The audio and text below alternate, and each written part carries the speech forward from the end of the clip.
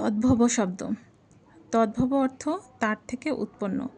যে সব শব্দের মূল সংস্কৃত ভাষার থেকে পাওয়া যায় কিন্তু ভাষার স্বাভাবিক বিবর্তন ধারায় প্রাকৃতের মাধ্যমে পরিবর্তিত হয়ে আধুনিক বাংলায় স্থান করে নিয়েছে, সেসব শব্দকে বলা হয় তদ্ভব শব্দ। বাংলা ভাষায় তদ্ভব শব্দ সর্বোচ্চ সংখ্যক, প্রায় 60%।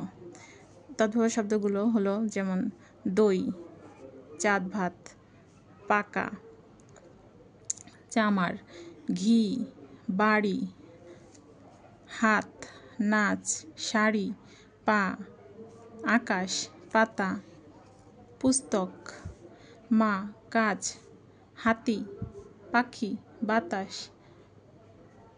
মাথা, বাছা,